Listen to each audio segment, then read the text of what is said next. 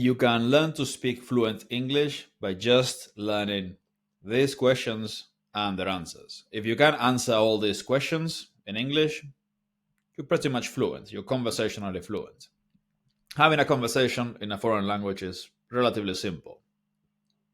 You mostly need to understand what people are telling you, and you need to be able to respond. And then if you want to say something without them asking, you need to be able to say that as well. And this sounds very complicated. People make it extremely complicated, but it's really not. All you need to do is to learn the exact sentences that you'll be using, the things you'll be saying, and the things that they'll be asking.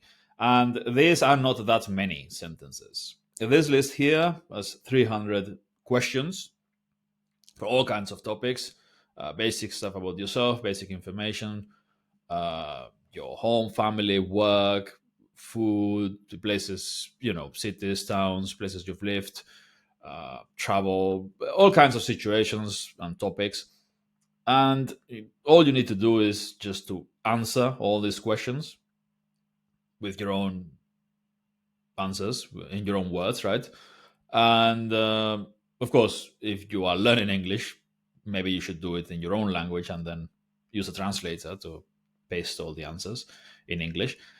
But basically, all you need to do is to answer all the questions in English, so translate it into English, create audio files with text to speech, and learn them through lots of repetition. And if you learn all these questions and answers, you'll cover 90 or 95% of all conversations you will have. And if you've learned them well enough, you will be able to speak fluently. If you just read and listen to them over and over and over again, you'll understand them pretty well, but you'll probably struggle to speak. But if you also drill them a lot, you shadow them, you repeat them aloud when you are listening to them, you read them aloud as well. And really important, you do active recall, which means practicing your ability to remember the questions and the answers actively. Then you'll be fluent. You'll be able to use them fluently, easily. Active recall, you can do it two ways with this. The normal one that we always do in natural language learning is translations. So you get all the sentences, the questions, and the answers in your native language, and you try to translate them into English. And then you check if you translate them correctly or not. And you'll make lots of mistakes, and it'll be very difficult in the beginning, but you keep doing it. So you translate a sentence from your native language into English, you check the real answer, you correct your mistakes, you try again with another sentence, and you'll make lots of mistakes, and you'll do it really slowly. The first day or the first session, you'll do it much more easily and much faster. Still difficult, but much faster the second session, and you'll make fewer mistakes. And the more sessions you do, the faster and easier it'll be, and the fewer mistakes you'll make. That's one way of doing it, which you should definitely do for this and other materials. But the other way of doing this is just getting the questions in English and trying to answer the questions with your answers or with any other answer. So you get like, do you like coffee? And you answer, yes, I love coffee. Or I don't like coffee. And then you develop the ability to quickly think in the language and to give answers in the moment, because that's a big part of conversation.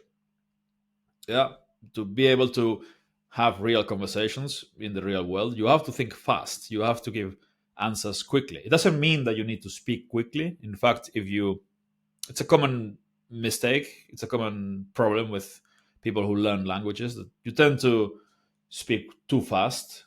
We all tend to. There's a certain, no all, but a lot of people tend to speak too fast when speaking a foreign language. I think there's a nervousness element to it or something. You don't need to speak fast, but you need to think fast. And for that, you need to practice you need to practice the act of thinking in the language. because if you've only done input, you've never really practiced retrieving that information, all that stuff that you learned. If you never practice then remembering it fast, you'll be terrible at remembering it fast in conversation, so you'll get stuck. So you need to practice that as well. So you get the questions, you try to give a quick answer, right or wrong, and you just do that. But again, translations, that's probably the best way to learn to answer to learn the questions and the answers, because you want to learn the questions as well, because you want to be able to ask people stuff, not just talk about yourself all the time, right? So yeah, active recall really good for this. If you learn all of this, all these questions and the answers, the right answers, your own answers, you'll be conversational easily, fast.